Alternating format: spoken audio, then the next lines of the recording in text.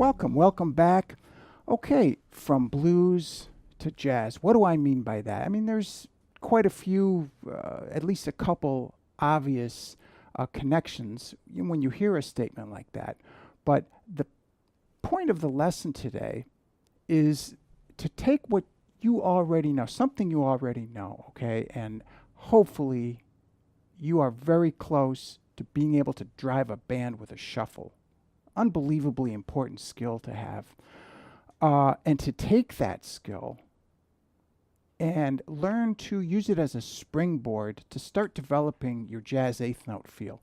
Really, I think it's a great plan of action to do. Now, something I want to do right away is if you listen to a swinging feel, and I'll play a shuffle, just a Mixolydian vamp here, but with swinging.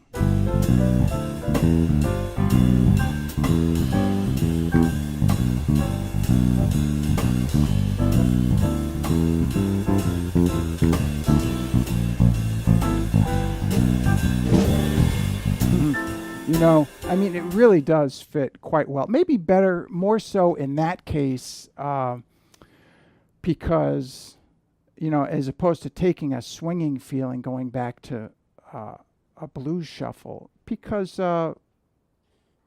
I emphasize more like the swinging nature of it. Now, when you hear a shuffle line in Chicago or Texas, Kansas City, or something a little bouncier, a little more traditional, you get this type of a sound. A 1, 2, 3, 4.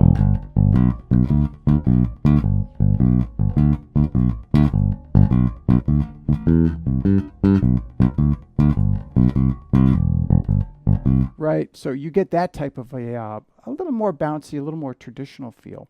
But what I like to do, maybe even right from the start of the tune, but frequently after the solo start, after the the the mayhem builds up, you know, the excitement and things happening, and the good example would be a guitar solo, is to kind of flatten the groove out, a little greasier, if you don't mind me saying. Check it out.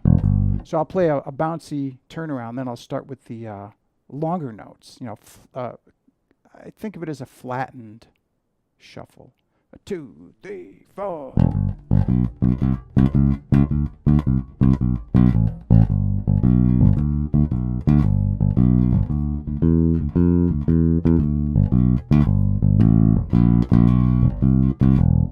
Right? So definitely a longer note. And if you listen carefully, you will hear me pushing some of the upbeats. I mean, maybe, maybe too many, but I think that's a nice contrast to be able to put into your playing, is to have that more traditional bouncy shuffle, but then also have a flatter, more swingier note, a quarter note.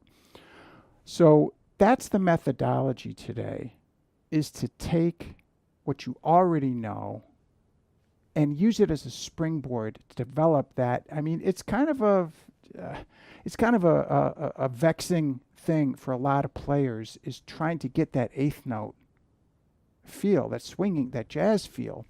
And something that's very common, and I'll play it without the accompaniment here, is people will start out with an acceptable feel, and then they'll turn the feel around. They'll start banging on the downbeats, as opposed to maybe using the upbeats to kind of push it along. So it'll be more like they'll start out a 1, 2, 3, 4.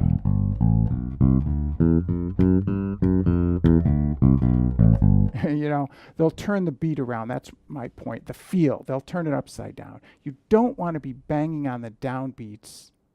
I mean, in truth, if you bang on the upbeats too, I mean, it can be a corny sound, but to be able to flatten that shuffle and to use those upbeats in an artistic, it will be an artistic decision for you how much you want to emphasize that. But to be able to do that is a very nice skill to have.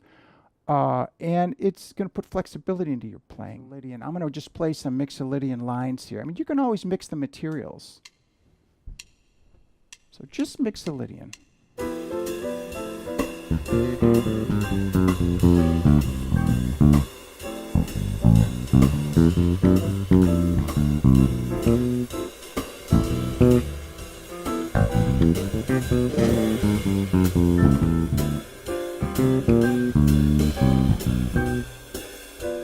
that's something you can do right there, is the surround notes.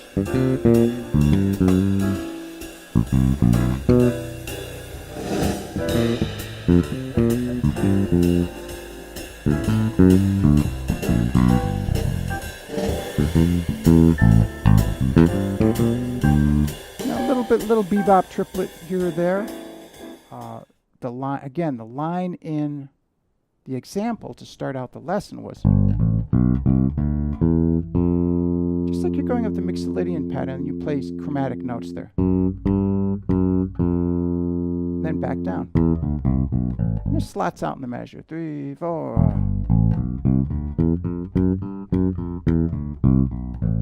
Right. And the change there, if I didn't mention it, is when you get to the last two measures, you go back to the root, right, on the blues, bar 11. You go up, and you just stay straight Mixolydian up to the A. That's the top of the last measure. And watch what happens. Because you're here. You play the F sharp. That's the point, you know. So that's what I was doing in the beginning, and just kind of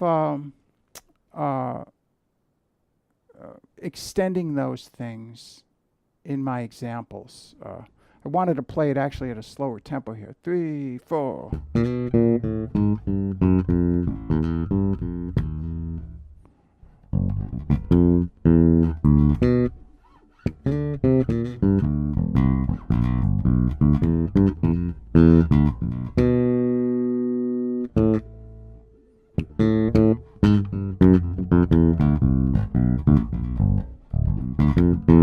Triplet.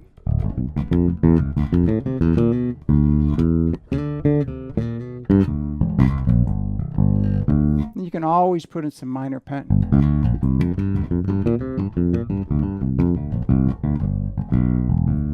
Yeah, and so trading off between your shuffle feel, your bass line, your shuffle feel, and these eighth notes. I mean, after all, you really are playing eighth notes, but it's for the shuffle eighths. But to be able to trade that off with the eighth note lines, I think it's a great plan. So I hope you appreciate this lesson. Head on over to my website, check out the materials I have there. You can watch the introduction videos to the courses, and there's a ton of material there. Thanks for stopping in. I'll see you soon.